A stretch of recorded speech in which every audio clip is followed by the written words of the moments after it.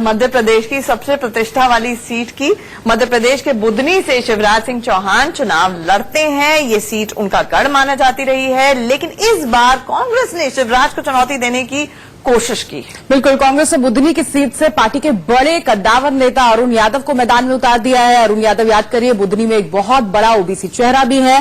कांग्रेस के इस दाव ने बुधनी में प्रतिष्ठा की लड़ाई छेड़ दी है।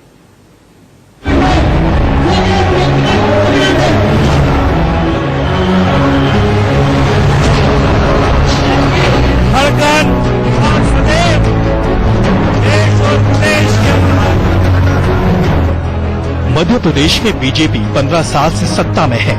शिवराज सिंह चौहान 2005 से मुख्यमंत्री हैं। बीजेपी और शिवराज को भरोसा है कि एक बार फिर उन्हें जनता का साथ मिलेगा, लेकिन कहीं कोई चूक न रह जाए, लिहाजा शिवराज मां के दरबार में पहुंचे। भोपाल के सभी उम्मीदवारों के साथ एक मंदिर में पूजा की और सरकार बनाने का आशीर्वाद मांगा। आशीर्वाद सभी 230 सीटों पर भारतीय जनता पार्टी को आशीर्वाद दें, भारतीय जनता पार्टी के प्रत्याशियों को आशीर्वाद दें। शिवराज आज भोपाल में थे, लेकिन उनका ध्यान बुधनी में था, क्योंकि कांग्रेस ने उन्हें उनके ही गढ़ में चुनौती देने की कोशिश की है। कांग्रेस ने बुधनी सीट से अरुण यादव को मैदान में उतारा है, जिससे बुधनी की सियासी लड़ाई काफी दिलचस्प हो चुकी है। आइए आपको बताते हैं कि अरुण यादव है कौन। अरुण यादव कांग्रेस के प्रदेश अध्यक्ष रह चुके हैं। अरुण यादव ओबीसी का बड़ा चेहरा है।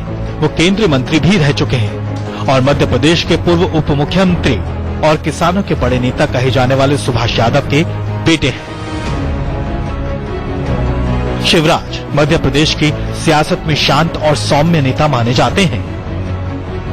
विरोधियों पर हमला भी अपने अंदाज में करते हैं। लिहाजा उनसे जब अरुण यादव के बारे में पूछा गया तो सुनिए उन्होंने कैसे कांग्रेस को ही कटघरे में खड़ा करने की कोशिश की। 3 महीने में दूसरी बार कांग्रेस ने उनके साथ अन्याय किया है। सच ये है, पहले कांग्रेस के अध्यक्ष पद से हटा के अरुण भाई को अपमानित किया और अब और कहीं निलड़ा, और कहीं के बजाय अब बुधनी लड़ाया। शिवराज सिंह चौहान और अरुण यादव दोनों ओबीसी जाति से आते हैं। शिवराज ओबीसी के किरार समुदाय से आते हैं। यहाँ यादव वोटरों की संख्या किरार वोटों से दुगनी है। अब तक यादव वोट बैंक का बड़ा तबका शिवराज को वोट करता रहा है। इस बार अरुण यादव के मैदान में उतरने से समीकरण बदला है। लिहाजा शिवराज ये बताने की कोशिश कर रहे हैं कि कांग्रेस ने अरुण यादव के साथ अन्याय किया है। बुधनी सीट मुख्यमंत्री शिवराज सिंह चौहान का गढ़ है। सीएम शिवराज बुधनी सीट से 4 बार विधायक रह चुके हैं। 5वीं बार चुनाव मैदान में है, लेकिन इस बार अरुण यादव के मैदान में उतरने से बुधनी की लड़ाई दिलचस्प हो गई है। दीप्ति चौरसिया के साथ ब्यूरो रिपोर्ट, इंडिया न्यूज। और एहतियात हमारे सहयोगी और ज्यादा अपडेट्स के साथ हमारे साथ जुड़ गए थे। जाहिर तौर पर चुनौती बहुत बड़ी है और जिस तरीके से आज हमने देखा, नामांकन पर्चा दाखिल करने के बाद सीधा नर्मदा मां का आशीर्वाद लेने के लिए पहुंचे थे अरुण यादव और ये कहने की कोशिश कर रहे हैं कि हम किसानों की आत्महत्या हो या फिर जिस तरीके से कर्जमाफी नहीं हुई है और जो रेप हो रहा है, इन सब मामलों पर घेरने की कोशिश करेंगे, एक्सपोज कर देंगे। उसको लेकर अब बीजेपी की तरफ से क्या रणनीति होगी इनके एक्सपोजर को काउंटर करने के लिए?